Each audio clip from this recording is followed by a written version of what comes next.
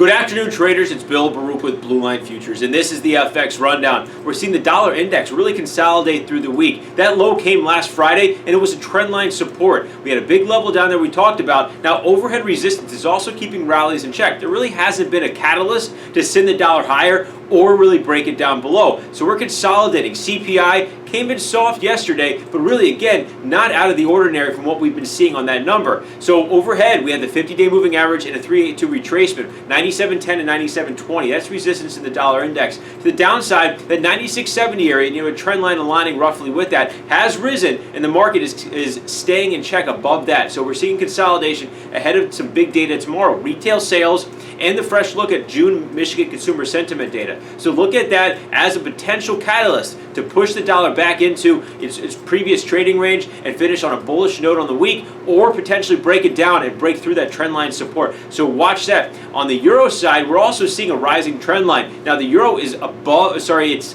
below the rising trend line now, so watch that, but it also is still above its 382 retracement, 112.70. That trend line though comes about 113, and tomorrow we're going to be lining more closely about 113.20. So we'll see a sticky level about 113.20 in the euro, and then that 112.70 to the downside. We're looking at mirrored image between the dollar index and the euro, and you could get a break in either direction depending on that data. What's going to help the risk environment before that is we have a slew of China data tonight. Chinese industrial production, fixed asset investment, as well as retail sales and unemployment. So watch how the data comes out later this evening. And again, it could help the risk environment.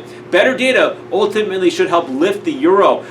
What it won't likely help lift is the yen, because a stronger move on that data would help lift equity markets from their consolidation, and a better risk-on environment should take a little bit of air out of the balloon for the yen. However, misses on those numbers could help and should help lift that yen. It's still just lingering above a support level about 91.80 to 92. We've had this as a major 3-star support level on our FX rundown to start the week. So watch the yen, and it's consolidating above there. It looks like it's priming for another move higher. Again, keep an eye on that. We've had a bullish tilt on the yen. You do have industrial production data coming out around midnight out of Japan. So again, keep an eye on all that.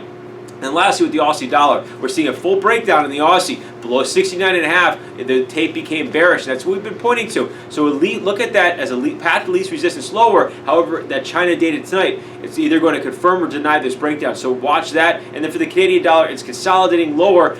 Just really a lot of the air coming out of the balloon there in the Canadian dollar. We're very neutral on that heading into the end of the week. Give us a call. We're here to help with anything on the board. 312-278-0500. You can email us info@bluelinefutures.com. Check our website for updates. You can sign up for a free trial research there. But remember, futures trading involves substantial risk of loss. It's not suitable for all investors. Thanks a lot.